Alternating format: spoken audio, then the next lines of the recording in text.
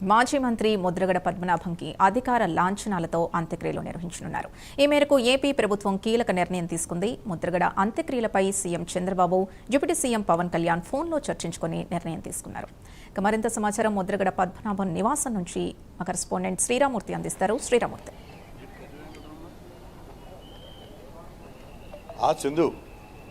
ఏదైతే మాజీ మంత్రి కాపు ఉద్యమనేత ముద్రగడ పద్మనాభం ఇక్కడ కన్నుమూయటంతో బతుకాయ్ అని ఆయన నివాసం వద్దే ఇక్కడ ఉంచారు.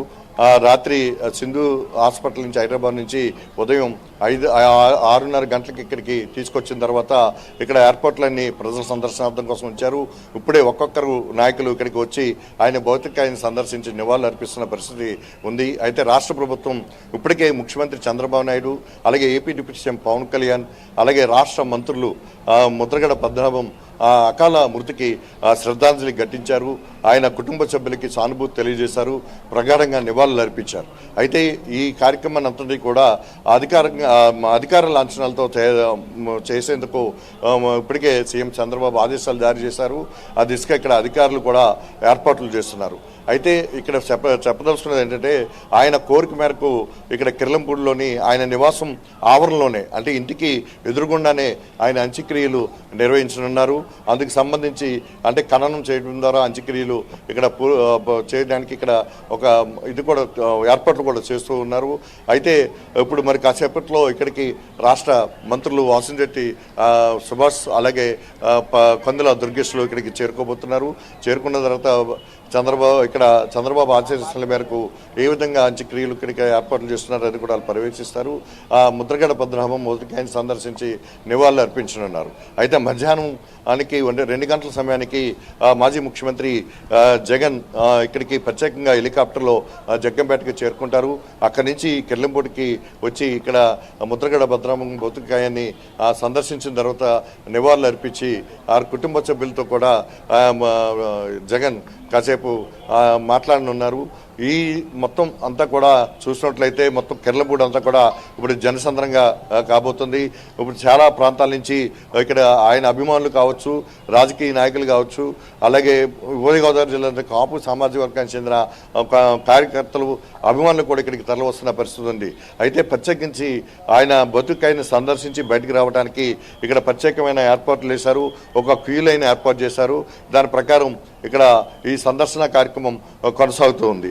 చెప్పండి, ఏ విధంగా మీరు కాపు జేఏసీ నాయకులుగా ఇప్పుడు ముద్రగడ పద్మనాభం గారు లేని లోటు ఎలా కనిపిస్తుంది అంటారు? ఇవాళ నేను చనమల్ల ప్రసాదరావు ఆయనతో ఆ రోజుల్లో విజయనగరం జిల్లా అధ్యక్షుడిగా ఆయనతో ఉద్యమం చేశాను. నేను నిజంగా కాపుల్లో ఇలాంటి నాయకుడు మళ్ళీ రావడం అనేది కష్టం. కాకపోతే ఆయన లోటుని ఎవరో తీర్చలేరు. చాలా నిజాయితీపరుడు. ఒక మాట ఇస్తే ఆ మాటకి ఎలా నిలబడాలి, ఆ మాట కోసం ఎన్ని కష్టాలైనా ఎన్ని ఇబ్బందులైనా ఎదుర్కొన్నటువంటి వ్యక్తి. మరి 93-94లో ఆయన కుటుంబంతో సహా ఆమరణ చేసిన తర్వాత ఇవాళ ఏదైతే 30 జీవో వచ్చిందో ఆ 30 జీవోని ఈ రోజు వరకు ప్రభుత్వం అమలు చేయకపోవడం వల్లే ఈరోజు కాపులకి ఇన్ని రకాల కష్టాలు, రాజకీయంగా, ఆర్థికంగా, సాంఘికంగా అన్ని రంగాల్లో వెనకబడుతూనే ఉన్నాం. మరి వంగవీటి మోహన్ రంగా గారు చేసినటువంటి సభ తర్వాత అంత గొప్ప సభని తుల్లో నిర్వహించి ఈరోజు ఈ రాష్ట్రంలో కాపులకి ఒక గుర్తింపు తీసుకొచ్చినటువంటి ఏకైక వ్యక్తి, 4 సార్లు ఎమ్మెల్యేగా, 2 సార్లు మంత్రిగా, ఒక ఎంపీగా గెలిచినా కూడా ఒక్క రూపాయి కూడా సంపాదించుకున్న వ్యక్తి, ఒక మచ్చలేనటువంటి మహానాయకుడు. మరి ఆయన లేని లోటు తీర్చలేనిది. రాబోయే రోజుల్లో నేను ఇవాళ కాపు రిజర్వేషన్ పోరాట సమితి స్టేట్ చైర్మన్గా బాధ్యత తీసుకున్నాను. ఆయన ఏదైతే ఆశయాలు, ఏదైతే ఉద్దేశాలు, ఇవాళ కాపులకి 2 నిర్దిష్ట లక్ష్యాలు ఉన్నాయి. 1 రిజర్వేషన్లు, 2 రాజ్యాధికారం. ఈ రాష్ట్రంలో బీసీ రిజర్వేషన్లతో పాటు ఇవాళ 12% ప్రత్యేక రిజర్వేషన్లు అడుగుతున్నాం. ఆ 12% రిజర్వేషన్లతో పాటు రాబోయే రోజుల్లో ఒక కాపును ముఖ్యమంత్రి చేసే కార్యక్రమం కూడా కొనసాగిస్తున్నాం.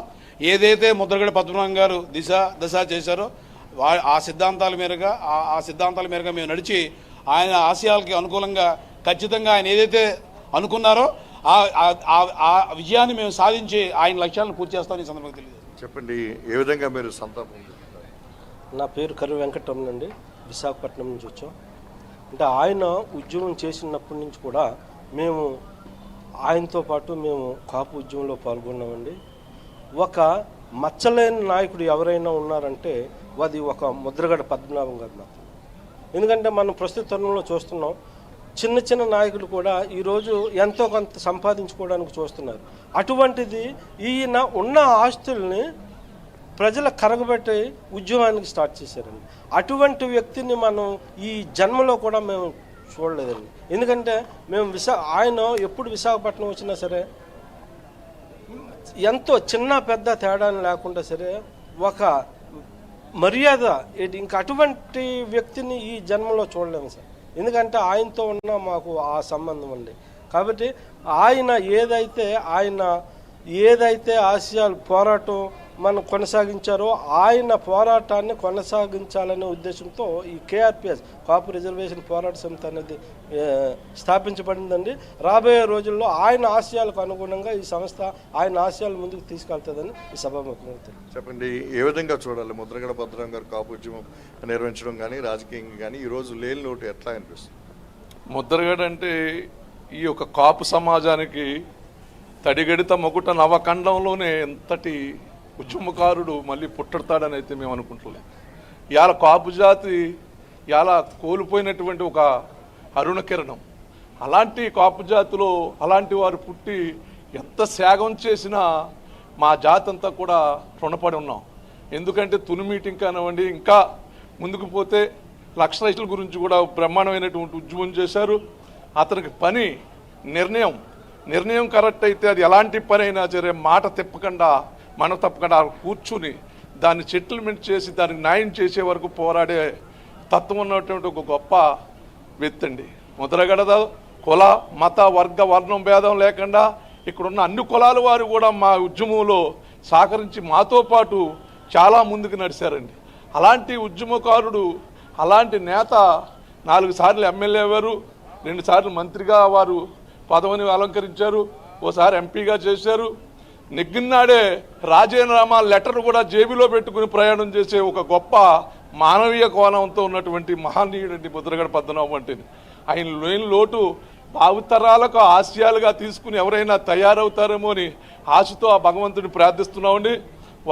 వస్తారనే ఆలోచనతో మేమందరం కూడా పూజలు చేసి భజనలు చేసి అనేక రకాల యాగాలు చేసాం. కానీ మా యొక్క ఫలితం, మా యొక్క తపస్సు ఫలితాలు మాకు దక్కలేదండి.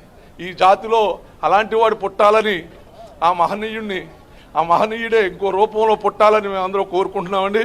ముద్రగడ అంటే ఒక మార్పు కదండి, అదొక ముద్ర. అదంతా మీకు అందరికీ తెలుసు.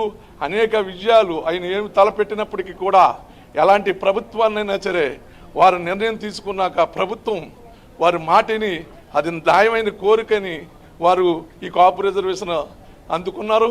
అయినా ఈ వేళకి మాకు ఏ రకమైనటువంటి దాని ఫలాలు కానీ ఫలితాలు కానీ ఏ రకంగా మాకు అందలేదు. ఇప్పటికైనా ఇలాంటి నాయకులను చూసి మన యువత మీరు కార్యక్రమాల్లో పాల్గొని ఈ కాపు జాతికి న్యాయం జరిగే వరకు మరొక ముద్రగడను సృష్టించుకుని మనం ముందుకెళ్లాలని కోరి ప్రార్థిస్తున్నామండి. ఇది ఈ విధంగా ఇక్కడ చూసినట్లయితే ఆయన భౌతికాయాన్ని సందర్శించి ఘనంగా నివాళులు అర్పించడానికి అనేక మంది తరలి వస్తున్నారు. ఇటు విశాఖపట్నం, ఉత్తరాంధ్ర నుంచి, అలాగే ఇటు రాయలసీమ ప్రాంతం నుంచి కూడా ఇక్కడికి నాయకులు వస్తున్న పరిస్థితి ఉంది. ఇంకా జనం క్యూ కట్టుతూనే ఉన్నారు. ఈరోజు మధ్యాహ్నం చూసినట్లయితే మాజీ సీఎం వైసీపీ అధినేత జగన్ ఇక్కడికి రాబోతున్నారు. ముద్రగడ పద్మనాభం భౌతికాయాన్ని సందర్శించి నివాళులు అర్పించనున్నారు.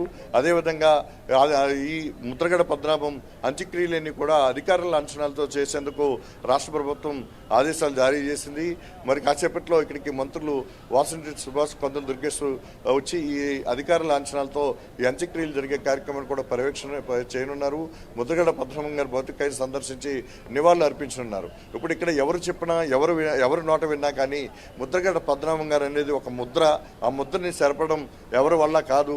మరొక నాయకుడు, ఇలాంటి నాయకుడు కాపు సామాజిక వర్గంలోనే కాదు ఈ రాజకీయ వ్యవస్థలోనే పుట్టడు అన్నట్టుగా కూడా ఇక్కడ మాట్లాడుతున్న తీరు మనం చూస్తున్నాం. అయితే ముద్రగడ పద్మనాభం గారిలో ఉన్న ఒక గొప్ప తనం మరొకటి ఉంది. ఎవరు కూడా దాన్ని ఇప్పటివరకు వ్యక్తం చేయలేని పరిస్థితి. ఆయన ఇంటికి వస్తే చెప్పి రావాలంటారు. ఎందుకంటే ఆ అనుమతి తీసుకోమని కాదు, చెప్పుకొచ్చినట్లయితే కాస్త మర్యాద చేసుకుంటాం, కాస్త తనకున్న ఉప్మానో మరొకటనో పెడతాను, అది తిని వెళ్ళడానికి మాత్రమే చెప్పి రమ్మంటానని చెప్పి ఆయన అనేక సందర్భాల్లో చాలా ఆత్మీయంగా ఆప్యాయతగా తన ఇంటికి వచ్చిన వారందరికీ కూడా మొత్తం ఆ భోజనం టైం అయితే భోజనం, టిఫిన్ టైం అయితే టిఫిన్ పెట్టిన తర్వాత దగ్గరుండి ఆయన పెట్టిందల్లా తినకపోతే మళ్ళీ వాళ్ళ మీద అలక్క కూడా ముద్రగడ పద్మనాభం చేసేవారు. అందుకు భయపడి కూడా ఈ భోజనం టైము టిఫిన్ టైంలో కాకుండా వేరే సమయంలో కూడా కొంతమంది అతిథులు ఇక్కడికి వచ్చే పరిస్థితి ఉండేది. ఇక్కడికి పద్మనాభం గారి నివాసానికి ఎవరు వచ్చినా సరే ఆయన వెళ్ళిన తర్వాత అయ్యో బాబాయ్ పద్మనాభం గారు నన్ను అంటే ఆయన ఫుడ్ పెట్టి చంపేశారు అన్నట్టుగా మాట్లాడుకునే పరిస్థితులు కూడా అనేక రాజకీయ నాయకుల్లో అనేక మంది అభిమానుల్లో కూడా ఇక్కడ కనిపిస్తూ ఉంటుంది. అలాంటి ఆయన నివాసానికి వచ్చినప్పుడు అంటే టిఫిన్ చేసి రాకూడదు, టీ తాగి రాకూడదు, కేవలం ఆయన ఇంటికి వచ్చిన తర్వాత ఆయన చేతులతో వడ్డించిన ఇక్కడ టిఫిన్ కానీ భోజనం కానీ చేసి వెళ్తేనే నాకు సంతృప్తి, అలాగైతేనే నా ఇంటికి రండి అని కూడా పద్మనాభం గారు అనేక సందర్భాల్లో అనేక మందికి చెప్పిన నేపథ్యాలు కూడా ఉన్న పరిస్థితి ఉంది. అవన్నీ కూడా ఇక్కడ ఇప్పుడు భౌతికాయాన్ని సందర్శించి నివాళులు అర్పించి ఇక్కడ స్మరించుకుంటున్న పరిస్థితి కూడా ఉంది. ముఖ్యంగా చెప్పాలంటే ఆయన మొత్తం కాపు ఉద్యమానికి ఆయన రాజకీయాన్ని కావచ్చు, ఆయన ఆర్థికంగా ఉండే పరిస్థితులు కావచ్చు ఆయన దారబోసారనే చెప్పాలి. 1993లో జరిగిన మొత్తం కుటుంబం మొత్తం అంతా కూడా దీక్ష కూర్చుని కాపు ఏదైతే కాపు సామాజిక వర్గంలో పేద వర్గాలు ఉన్నారో పేదలు ఉన్నారో ఈ పేదలందరికీ విద్య వైద్య లాంటి సౌకర్యాలు సక్రమంగా అందట్లేదు, విద్య సక్రమంగా అందట్లేదు, విద్య అందకపోతే పైకి రాలేని పరిస్థితి ఉంటుంది, ఆర్థికంగా ఎదగలేని పరిస్థితి ఉంటుంది. కనీసం విద్యార్థులకైనా స్కాలర్షిప్లో ఉండి కనీసం రిజర్వేషన్లు పర్సెంటేజ్ ఎంతో కొంత కల్పించిందని చెప్పేసి ఆయన చేసిన డిమాండ్ తోటి రాష్ట్రంలో కాపు ఉద్యమం ఒక పతాక స్థాయికి చేరుకుంది. ఆ సమయంలోనే జియో 30 కోట్ల విజయభాస్కర్ రెడ్డి జారీ చేశారు. అప్పుడు స్కూళ్ళల్లో విద్యార్థులు ఏదైతే కాపు విద్యార్థులు ఉంటారో వాళ్ళకి స్కాలర్షిప్లు అది కల్పిస్తూ ఆ జీవో విడుదల చేశారు. అయితే ఆ తర్వాత అది సరిగ్గా అమల్లోకి రాలేని పరిస్థితి ఏర్పడింది. అలాంటి తర్వాత చూసినట్లయితే ఆ జీవో ఇచ్చినందుకు అదే కోట్ల విజయభాస్కర్ రెడ్డిని రాజమండ్రి ఇక్కడికి తీసుకొచ్చి ఇక్కడే కిర్లంపూడిలో భారీ బహిరంగ సభ పెట్టి ఇక్కడ కోట్ల విజయభాస్కర్ రెడ్డికి సత్కారం చేసిన ఇది కూడా ముద్రగడ పద్మనాభం గారికి దక్కుతుంది. ఇలాంటి పరిస్థితులు అన్నీ కూడా చూసినట్లయితే 2016 జనవరి 31న కాపులకి రిజర్వేషన్లు కల్పించాలి, 5% రిజర్వేషన్లు బీసీలో చేర్చి ఇవ్వాలి. అంటే అదనంగా బీసీ సామాజిక వర్గానికి ఇప్పుడు ఇస్తున్న రిజర్వేషన్లకి ఎలాంటి ఇబ్బంది కలగకుండా అదనంగా కల్పించాలి. ఇలాంటి పరిస్థితి ఇతర రాష్ట్రాల్లో ఉందనే విషయాన్ని చూపిస్తూ ఆయన ఉద్యమానికి తెరదీశారు. ఆ ఉద్యమం నేపథ్యంలోనే తునిలో జరిగిన సభలో భారీగా ఈ ఉద్యమం తీవ్రతరం చేయడానికి రైలు రోకో రాస్తారోకోకి ముద్రగడ పద్మనాభం పిలుపునిచ్చారు.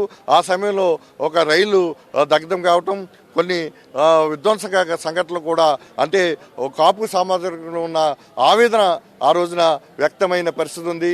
ఆ తర్వాత కొన్ని కేసులు కూడా ఆయన మీద నమోదని విజయవాడ రైల్వే కోర్టుకి తరచూ కాపు జేఏసీలోని మొత్తం 26 మంది మీద పెట్టిన కేసులతో కూడా ఆయనతో పాటు వెళ్ళి ఆయనకే దగ్గరుండి వాళ్ళకు కూడా తీసుకెళ్లి కేసుల్ని ఎదుర్కొన్న పరిస్థితి ఉంది. అయితే ఆ కేసుల్లో సాక్ష్యాధారాలు లేకపోవడంతో కొన్ని కేసుల్ని కొట్టివేశారు. ఆ తర్వాత చూసినట్లయితే ఇక్కడ కొన్ని కేసులు ఇంకా నడుస్తున్న పరిస్థితి కూడా ఉంది. అయితే ఈ మొత్తం వ్యవహారం చూసినట్లయితే ఒక కాపు కార్పొరేషన్ ఏర్పడిందంటే అది ముద్రగడ పద్మనాభం ఉద్యమం వల్లే. అయితే కాపు కార్పొరేషన్ ఏర్పడిన నేపథ్యంలోనే ఆ తర్వాత 56 బీసీ కులాలకు కూడా ఉన్న తర్వాత వచ్చిన వైసీపీ ప్రభుత్వం కార్పొరేషన్లు ఏర్పాటు చేసిందంటే అది ముద్రగడ ఉద్యమం నేపథ్యమని మనం చెప్పవచ్చు. అయితే అది అలాగే విదేశీ విద్య కాపు విద్యార్థులకి దక్కిందంటే అది ముద్రగడ పద్మనాభం జరిపిన కాపు ఉద్యమం నేపథ్యమే దానికి కారణం. ఇలాగ అనేక విజయాలు ఉన్నప్పటికీ కూడా అవి అమలు చేయడంలో ప్రభుత్వాలు విఫలమయ్యాయి. దాని మీద కూడా ముద్రగడ పద్మనాభం ఆ అలకలు అలికి అనేక సార్లు ఆయన ప్రభుత్వాలకు కూడా లేఖలు రాసిన ముఖ్యమంత్రి ఎవరైనా సరే లేఖలు రాసిన పరిస్థితి ఆయన తరచూ చేస్తుండేవారు. తనకు జరుగుతున్న అన్యాయం కావచ్చు, తన సామాజికానికి జరుగుతున్న అన్యాయం కావచ్చు, రాజకీయంగా తాను పడుతున్న ఇబ్బంది కావచ్చు అని స్పష్టంగా పేర్కొంటూ ఆయన ముఖ్యమంత్రికి కూడా ఎప్పటికప్పుడు హెచ్చరిస్తూ లేఖలు రాసిన పరిస్థితి కూడా పద్మనాభం గారిలో ఉంది. అయితే 2020లో చూసినట్లయితే తాను కాపు ఉద్యమం నుంచి తప్పుకుంటున్నానని చెప్పేసి ఒక లేఖ రాయటం సంచలనమైంది. ఆ తర్వాత కొన్నాళ్ళు మౌనంగా ఉన్న తర్వాత పద్మనాభం గారు ఇక్కడ చూసినట్లయితే మళ్ళీ తిరిగి వైసీపీలో రాజకీయాల్లో కొంత చురుకైన పాత్ర పోషించారు. ఆయన కుమారుడికి పత్తిపాడు నియోజకవర్గానికి సంబంధించి వైసీపీ కోఆర్డినేటర్గా ఆయన నియమితులయ్యారు. అలాగే పిఠాపురంలో ఆయన 2 సార్లు పోటీ చేసి ఓటమి చెందిన గతంలో చూసినట్లయితే అతి చిన్న వయసులో ఒక ఎమ్మెల్యేగా అయిన పరిస్థితి ముద్రగడ పద్మనాభం గారికి దక్కింది. 25 ఏళ్ళకే ఆయన 1978లో జనతా పార్టీ తరఫున ఆయన మొదటిసారి ఆయన తండ్రి వీరరాఘవులు గారు రాజకీయాన్ని పుణుకుపుచ్చుకుని ఆయన ఎమ్మెల్యేగా గెలిచారు. మొత్తం ఆయన చరిత్ర ఏది చూసినా ఒక చెరగని ముద్రే కనిపిస్తుంది. చెప్పండి, పద్మనాభం గారు లేని లోటు ఎలాగా కనిపిస్తుంది? మీరు కాపు ఉద్యమంలో కూడా ఆయనతో కలిసి ప్రయాణం చేశారు. ఆ రోజు అమరావతికి ఇక్కడి నుంచి పాదయాత్ర చేయడానికి బయటకు వచ్చినప్పుడు కూడా చాలా పెద్ద ఆందోళన జరిగింది. దాంతోపాటు మీరు కూడా ఉన్నారు. ఎట్లా చూడాలి? అంటే పద్మనాభం గారికి మాకు గత మా పెద్దలు మా తాతయ్య గారి కాడి నుంచి కూడా ఆ కుటుంబానికి మా కుటుంబానికి కూడా అవినాభావ సంబంధం ఉంది. ఎందుకంటే మేమందరం ఒకే నియోజకవర్గం ఒకే ఏరియాకి సంబంధించిన వాళ్ళం కాబట్టి మా తాతయ్య గారు పెద్దాపురం సమితి ప్రెసిడెంట్ చేసినప్పటి నుంచి కూడా పద్మనాభం గారు మా తాతయ్య గారు అందరం కూడా కలిసి తిరిగేవాళ్ళం. కాబట్టి ఈయన చిన్నప్పటి నుంచి కూడా ఈయన చేసి ఉద్యమాలు ప్రతి ఉద్యమానికి కూడా మేము కూడా మద్దతు ఇవ్వడం జరిగింది. ఈరోజు మేము జనసేన పార్టీలో ఉన్నప్పటికీ ఆయన ఈరోజు కాపులు చేసిన విధానాలు కానీ కాపుల గురించి ఆయన పోరాడిన విధానం కానీ చాలా ఎవరో చేయలేని విధంగా ఆయన చేసిన విధానం కాబట్టి ఆయనకు పూర్తి మద్దతు ఇవ్వడం జరుగుతుంది. అలాగే వాళ్ళ కుటుంబానికి కూడా మేము ప్రగాఢ సానుభూతి తెలియపరిచాం. అలా కాకుండా మా నాయకులు పవన్ కళ్యాణ్ గారు కూడా అన్నీ కూడా ఈయనకి ప్రభుత్వ లాంఛనాలతో చేయాలని, అలాగే ఈయనంటే కూడా మా నాయకులు పవన్ కళ్యాణ్ గారు కూడా ఇష్టడే, కానీ ఏదో చిన్న గ్యాప్ వల్ల వాళ్ళిద్దరికీ ఇది తప్ప పద్మనాభం గారికి అత్యంత గౌరవం ఇచ్చే వ్యక్తి మా పవన్ కళ్యాణ్ గారు అని చెప్పి సందర్భంగా తెలియపరుచుకుంటూ ఆయన కూడా ఈరోజు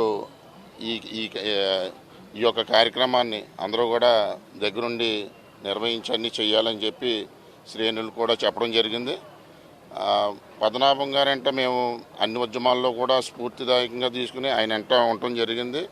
ఈరోజు కాపులకి మీరు అన్నట్టు విదేశీ విద్య కానీ ఈరోజు స్కాలర్షిప్లు కానీ ఆయన చేసిన ఉద్యమం వల్ల ఈరోజు కాపు కార్పొరేషన్ ఏర్పాటు చేయడం కానీ ఏ కాపోడికన్నా సరే చిన్న లబ్ధి చేయకూడదంటే పద్మనాభం గారి వల్లే అని చెప్పి ఈ సందర్భంగా మేము తెలియపరచుకుంటూ కాపులందరూ కూడా ఈయన ఎప్పుడు కూడా మర్చిపోకుండా ఉండాలని చెప్పి ఈ సందర్భంగా మీ అందరికీ తెలియపరచుకుంటున్నాం. నమస్కారం. రమేష్ గారు, అంటే ఆ రోజు మీరు ఆయన అమరావతి వరకు పాదయాత్ర చేయాలన్నప్పుడు మీరు కూడా వచ్చారు. మీ ఊరి మీదుగానే జరిగింది. అప్పట్లో పోలీసులు నిర్బంధం కూడా జరిగింది. ఏ నిర్బంధం అయినా సరే ఆయన ఎదురు వెళ్ళటమే జరిగింది తప్ప ఎక్కడ తలొక్కని పరిస్థితి ఉంది. అసలు ఆయన స్ఫూర్తిని ఎలా తీసుకోవాలి?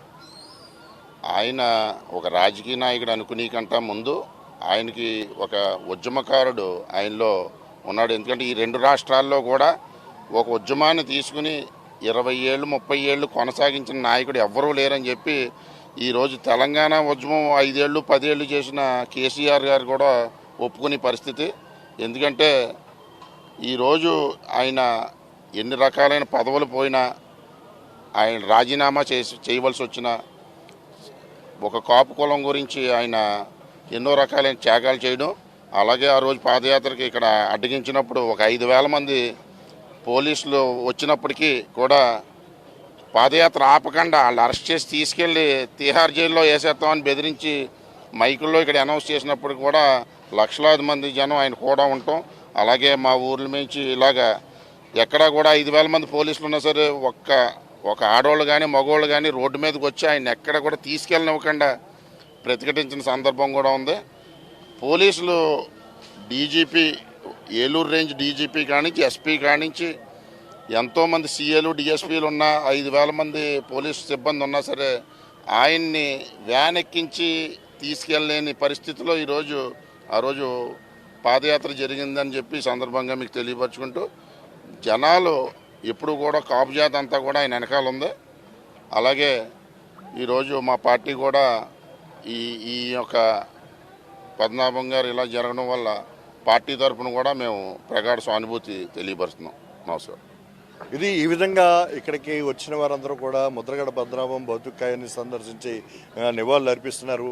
AP deputy CM Pawan Kalyan కూడా ఆయన ముద్రగడ పద్మనాభం అకాల మృతికి ప్రగాఢ సానుభూతిని తెలియజేస్తూ ఆయన శ్రద్ధాంజలి ఘటించారు. వారి కుటుంబ సభ్యులకి ప్రగాఢ సానుభూతి తెలియజేశారు. అయితే వారికి సంబంధించిన జనసేన నాయకులను కూడా వెళ్ళి ఇక్కడ దగ్గరుండి కార్యక్రమం చేయాలని చెప్పినట్టుగా ఇక్కడ తుమ్మలపల్లి రమేష్ గారు చెప్తున్న పరిస్థితి ఉంది. అయితే ముద్రగడ పద్మనాభం పోరాట పటిమని చూడాలంటే మొన్న 2016లో జరిగిన కాపు ఉద్యమంలో ఆయన ఇంటి నుంచి బయటికి రాకుండా అమరావతికి పాదయాత్ర చేస్తామని చెప్పేసి ప్రకటించినప్పుడు ఇంటి నుంచి బయటికి రాకుండా దాదాపుగా 10 నుంచి 15 రోజుల పాటు ఇంట్లోనే ఆయన్ని నిర్బంధించారు. అలాంటప్పుడు ఇక్కడ 1,000 మంది పోలీసులు పహరా కాశారు. అయినప్పటికీ కూడా ఆయన మొక్కవని దీక్షతో ఆయన అనుకున్న కార్యక్రమాన్ని చేపట్టడానికి ముద్రగడ పద్మనాభం ఆయన తన ఉన్న అనుసరులతోటే రోడ్డెక్కి వాళ్ళని పోలీసులు ఛేదించుకుంటూ రోడ్డెక్కి వెళ్తుంటే ఆయన్ని నిలువరించడానికి కూడా పోలీసులు శక్తి సరిపోలేదు ఆ రోజు. ఎందుకంటే ఎక్కడికక్కడే ప్రజలు వచ్చి ఆయన్ని పోలీసుల దగ్గరికి వస్తుంటే అడ్డుకున్న పరిస్థితి.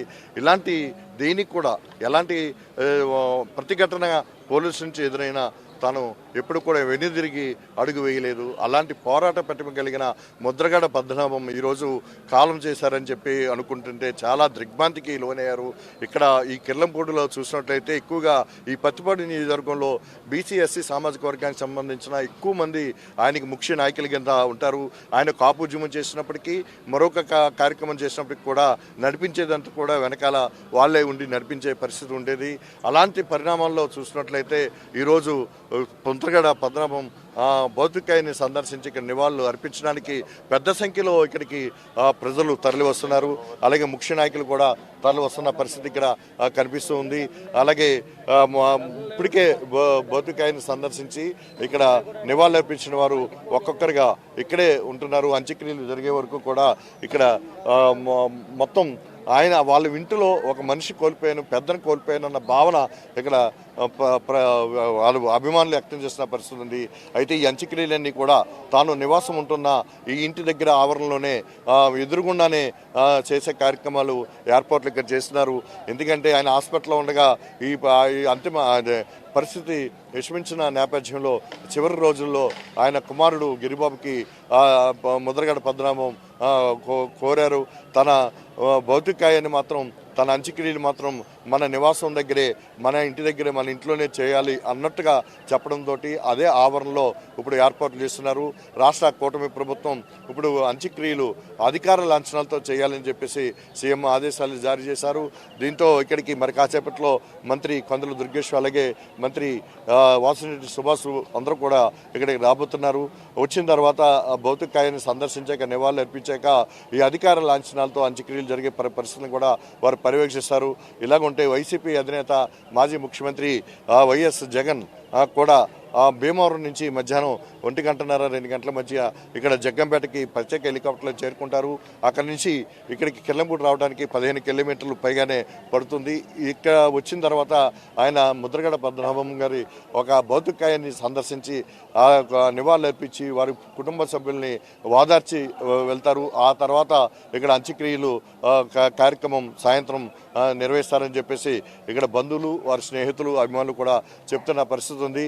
ఏదైనా ముద్రగడ పద్మనాభం ఇక లేరు అనే వార్త నిన్న ఎప్పుడైతే తెలిసిందో అప్పటి నుంచి కూడా చాలా దిగ్భ్రాంతికి లోనయ్యారు. మొత్తం కిర్లంపూడి అంతా కూడా విషాద స్థాయిలు అలుముకున్నాయి. ముఖ్యంగా ఇక్కడ వాణిజ్య అంటే వ్యాపారవేత్తలందరూ కూడా ఇప్పుడు ఆయన సంతాప సూచకంగా మొత్తం దుకాణాలన్నీ మూసేశారు. ఊర్లో మొత్తం దుకాణాలన్నీ మూసివేసి ఆయనకి సంతాపంగా ప్రకటించారు. వారందరూ కూడా ఇక్కడికి తరలి వస్తున్నారు. అయితే ఏ కార్యక్రమం జరిగినా కూడా ఈ ఊర్లో ఇదొక రివాజుగా వస్తూ ఉంటుంది. ముద్రగడ పద్మనాభం గారు ఉద్యమం చేసినప్పుడు సమయంలో కావచ్చు, మరేదైనా సమయంలో కావచ్చు, ఆయనకి అండగా నిలవాలనుకున్నప్పుడు ఊరంతా కూడా ఇక్కడ మొత్తం దుకాణాలను మూసి ఆయనకి మద్దతుగా నిలిచిన సందర్భాలు ఎన్నో ఉన్నాయి. అదే పరిస్థితి ఇప్పుడు కూడా ఆయన కన్నీటి పర్యంతం అవుతూ వారికి నివాళులు అర్పిస్తున్న పరిస్థితులు కూడా ఇక్కడ కనిపిస్తూ ఉన్నాయి. ప్రస్తుతం ఈ అంత్యక్రియల్లో సాయంత్రం జరిగే లోపల ఇక్కడికి అనేక ప్రాంతాల నుంచి కాపు జేఏసీ నాయకులు, అలాగే టీడీపీ, బీజేపీ, అలాగే జనసేన పార్టీ, కాంగ్రెస్ పార్టీ నేతలు కూడా ఇక్కడికి రాబోతున్నారు. రాజకీయాలకి అతీతంగా, కులాలకి అతీతంగా ఇవాళ ముద్రగడ పద్మనాభం ఒక చెరగని ముద్ర తన రాజకీయ ప్రస్థానంలో వేసుకున్నారని చెప్పడానికి ఇప్పుడు ఇక్కడ జరుగుతున్న కార్యక్రమే నిదర్శనంగా చెప్పొచ్చు. Sindhu. Right, thank you Sriramurthy.